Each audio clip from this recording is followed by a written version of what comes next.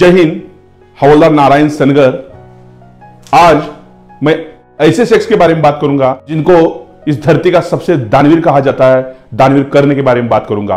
कोई आदमी अगर दान दे सकता है तो क्या दे सकता है? अपनी जायदाद दे सकता है, अपनी दौलत दे सकता है, लेकिन अंगराज कर्ण एक ऐसे दानवीर हुए कि मरते वक्त भी उन्होंने दान दिया और इस धरती पर सर्वश्रेष्ठ दानवीर होने का मान प्राप्त करवा लिया। ऐसा था अंगराज कर्ण। जब अंगराज कर्ण का जन्म हुआ था, जन्म से पहले कुछ बातें मैं आपको बताना चाहूंगा। जब महाराजा कुंती भोज थे, उनकी एक पुत्री थी, उसका नाम था राजकुमारी कुंती। और राजकुमारी कुंती महादेव की भक्त थी और महाराजा कुंती भोज युद्ध के लिए गए थे और वहां से विजय प्राप्त करके वापस अपनी नगरी में आए थे। तब नगरवासियों ने उनके नाम का जयघोष शुरू कर दिया। जब जयघोष शुरू हुआ, उनको हाथी पे बिठा के उनका जयघोष हो रहा था और उसी रास्ते से ऋषि दुर्वासा जा रहे थे।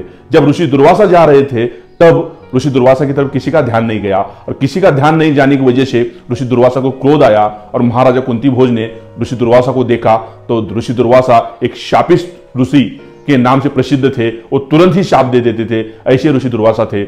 उधर से उन्होंने हाथी के ऊपर से छलांग लगा दी और ऋषि दुर्वासा के पैर पकड़ लिए और ऋषि दुर्वासा को विनती की, प्रभु मेरे को शाप मत दीजिए, प्रभु मेरे को शाप मत दीजिए।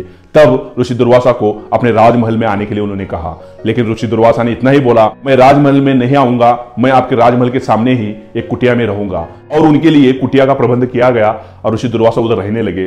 तब उनकी सेवा करने के लिए राजकुमारी कुंती रोज जाया करती थी। सुबह 4 बजे से पहले राजकुमारी कुंती उनकी सेवा का पूरा सामान इकट्ठा करके पूजा पाठ का पूरा प्रबंध करती थी और यह ऐसे बहुत दिन तक चला।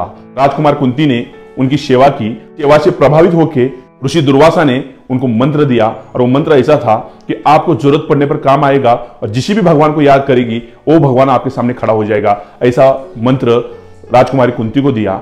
उसके बाद राजकुमार कुंती अपने महल में चली गई। जब राजकुमारी कुंती अपने महल में चली गई, तब रात का समय था और रात का समय होने की वजह से उनको लगा कि रात के समय सूर्यदेव आ नहीं सकते क्योंकि अंधेरा हुआ है। तब उन्होंने मन ही मन में सूर्यदेव के बारे में सोचा और उस मंत्र का पठन किया और सूर्यदेव का नाम लिया और रात के समय सूर्यदेव उधर प्रकट हुए। जब महल में सूर्यदेव आए तब महारानी कुंती डर गई और डरने के बाद महारानी कुंती ने सूर्यदेव को जाने के लिए कहा, लेकिन सूर्यदेव ने यही बोला, मैं बिगड़ दिए आपको जा नहीं सकता। तब कुछ ना कुछ मांगने के लिए बोला। राजकुमार कुंती ने इतना ही बोला, मेरे कुछ नहीं चाहिए, मेरे पास सब कुछ है, आप जाइए। तब सूर्यदेव ने एक पुत्र होने का वरदान दिया और वहां से चले गए। राजकुमार कुंती की शादी भी नहीं हुई थी और शादी से पहले अगर पुत्र होगा तो ये समाज क्या बोलेगा, ये राज परिवार के लोग क्या बोलेंगे, मैं बदनाम हो जाऊंगी, ये डर उनके ऊपर सताने लगा। उसके बाद उनकी जो दासी थी, उस दासी ने राजकुमार कुंती के महल में 9 महीने तो किसी को नहीं छोड़ा और राजकुमार कुंती को एक कवच कुंडल के साथ एक तेजस्वी, एक सूर्य जैसा प्रतापी पुत्र प्राप्त हुआ। उसका नाम था कर्ण और कर्ण पैदा हुआ। कर्ण पैदा होने के बाद कुंती ने उसको देखा। उसको छोड़ने की इच्छा नहीं थी, लेकिन समाज के डर से उनको छोड़ना पड़ा और इसलिए अपने दिल के टुकड़े को उन्होंने एक डोली में डाल दिया और गंगा नदी में बहा दिया। और गंगा नदी में बहने के बाद एक छोटा सा बालक कर्ण गंगा नदी से जा रहा था और राजकुमारी कुंती की आंखों से आंसू आ रहे थे। फिर भी इस माता ने समाज के डर से अपने पुत्र को पानी में बहा दिया। उसके बाद वो पुत्र आगे बहता बहता चला गया और आगे जाके जो महाराजा धृतराष्ट्र के सारथी थे अधिरथ, उन अधिरथ को मिल गया और उनकी पत्नी का नाम था राधा। अधिरथ को मिलने के बाद उनकी जो पत्नी थी राधा, उस राधा ने उनको संभालना शुरू किया। राधा और अधिरथ को पुत्र नहीं था, तब कर्ण उनको मिला था और कर्ण का अपने पुत्र की तरफ पालन पोषण चल रहा था। उसके बाद राधा और अधिरथ को शोण नाम का और एक पुत्र पैदा हुआ और दोनों को समान प्यार करने लगे। एक सारथी के घर में राजकुमार कर्ण का पालन पोषण शुरू हुआ। उसको राजकुमार की तरह पूरे भोग नहीं मिल रहे थे, वो पुत्र सारथी के घर में पल रहा था। उसके साथ साथ राधा और अधिरथ ने उनको प्यार देना कम नहीं किया। उसके बाद कर्ण बड़ा हुआ, उसके बाद उसको शिक्षा की जरूरत पड़ी। तब अधिरथ हस्तिनापुर जा रहे थे और जब कर्ण को लेके जा रहे थे तो उनका पुत्र भी उनके पीछे पड़ा। उसका नाम था शोण। पिताजी मैं भी आपके साथ आऊंगा। तब ये तीनों मिलके हस्तिनापुर चले गए और गुरु द्रोणाचार्य के आश्रम में चले गए। जब गुरु द्रोणाचार्य के आश्रम में गए और द्रोणाचार्य को नमन किया, नमन करने के बाद अधिरथ ने द्रोणाचार्य को विनती की, ये मेरे 2 पुत्र है प्रभु, मैं आपके गुरुकुल में इनको पढ़ाना चाहता हूं। तब द्रोणाचार्य ने कर्ण की तरफ देखा। एक तेजस्वी सूर्य की तरह चमकने वाला लड़का, कवच कुंडल धारण किया हुआ लड़का उनके सामने खड़ा था। तब द्रोणाचार्य को मन में पता चला कि ये तेजस्वी बालक कोई साधारण बालक नहीं हो सकता, एक कोई भगवान की ही संतान हो सकता है। तब उन्होंने सीधा बोला, मेरा गुरुकुल राजकुमार छोड़ के किसी को मैं शिक्षा नहीं दे सकता। ये बात कर्ण ने सुनी और वहां से ही आभागे कर्ण का अपमान शुरू हुआ और उस शुरू होते होते मरने तक उनका अपमान ही होता गया। ऐसे दुर्भाग्य कर्ण थे, लेकिन उधर ही उनका पुत्र अश्वत्थामा खड़ा था। तब गुरुकुल में सभी राजकुमार को देखा और एक भगवा वस्त्र धारण किया हुआ अश्वत्थामा उधर खड़ा था। अश्वत्थामा को देख के कर्ण ने हाथ जोड़ के द्रोणाचार्य को नमन किया और यही बोला कि प्रभु मैं एक प्रश्न पूछना चाहता हूं, पूछ सकता हूं क्या? तब द्रोणाचार्य ने बोला, पूछ लो, क्या पूछना है? बोला, ये युवक कौन है? तब उन्होंने बोला, ये मेरा पुत्र अश्वत्थामा है। तब कर्ण ने ये बोला, ये तो राजकुमार नहीं है, फिर भी आपके गुरुकुल में पढ़ रहा है। इतना बोला और नमन किया और वहां से कर्ण चला गया।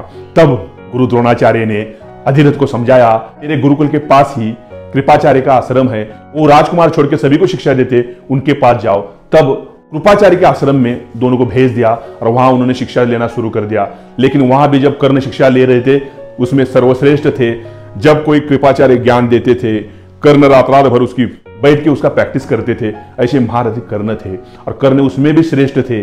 जब ये पूरी शिक्षा उन्होंने प्राप्त कर ली, तब एक यज्ञ का प्रबंध किया गया। पूरे शिष्य को यह बोला गया कि इस यज्ञ में आप जंगल में जाके शिकार करके लाओगे और उसका धन इस यज्ञ में होगा। तब सभी को जंगल भेजने का काम द्रोणाचार्य जी ने किया और द्रोणाचार्य ने किया।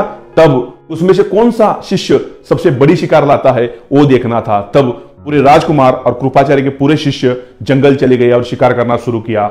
हर एक ने शिकार लाया था, लेकिन कर्ण ने ऐसा बाण चलाया, जंगल के राजा सिंह को ही पकड़ के लेके आ गए और पकड़ के लाके खड़ा कर दिया था। जब हर एक शिष्य यज्ञ के अंदर अपना अपना शिकार बहा रहा था, तब कर्ण की बारी आई और कर्ण जब उनके पास गया, तब उसके पास जो था वो जंगल का राजा सिंह था।